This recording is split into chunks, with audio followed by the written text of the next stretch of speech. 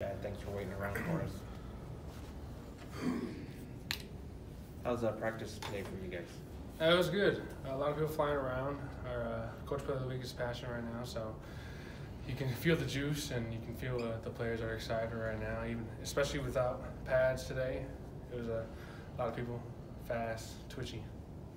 You've been through the fall camp situation a lot of times now in your career. What do you get out of this time of the year? I know it's my fifth fall camp. I can't even believe it, but right now it's all about fundamentals and technique. Right now, I feel like I've done a good job knowing the playbook and everything like that, and it's really about the details in each route, the details in each block assignment, and all that.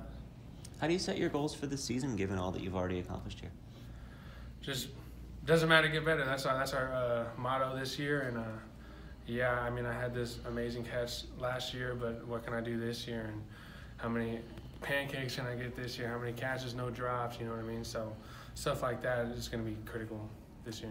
You've been able to improve your receiving totals each of the last few years. Is there something that's been key to taking steps forward each time?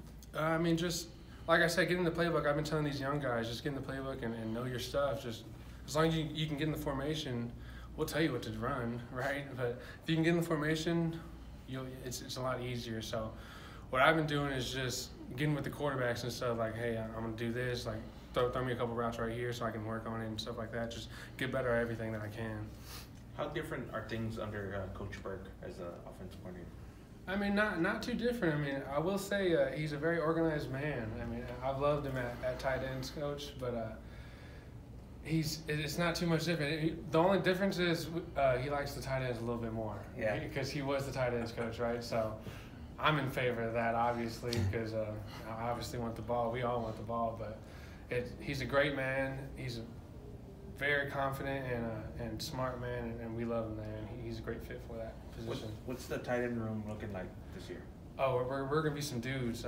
We got some two younger guys that, when I was a freshman, I did not know the playbook like they did already, and they're picking up on it, and they make some plays and mess up a little bit, but they're freshmen, so it's understandable. But there's some real cats, and then our two middle guys, Houston and Cam, they got stronger and faster, and we're gonna be real good. Dan is gonna be right by me, and we're gonna do some work this year. How does it feel, and how have you tried to kind of take on a leadership role with some of the younger guys? What's that process been like for you? I mean, it feels a little bit different, but in my position, I'm trying to be a little bit more verbal because I'm not really a verbal guy. Like, just like Jamal Liggin, like he's not a verbal guy, but like you can see like he's very passionate about this and he wants to be a leader, and that's another reason why he's a single digit. So, in my case with the tight ends, I'm just trying to like just put little words in their heads, just trying to like think about this play and try to just be a leader for them. When we talked in the spring, you said developing your speed is always a big priority for you. Is there a way you've kind of worked on that in the last few months, or anything that's changed? Anything that's changed is Esteban. He did a great job this summer, and I got 2/10 faster in my 40, so I think that's a great help with him, and the summer was a critical time for me to get faster, and every day counted. What do you run now? A 4.95.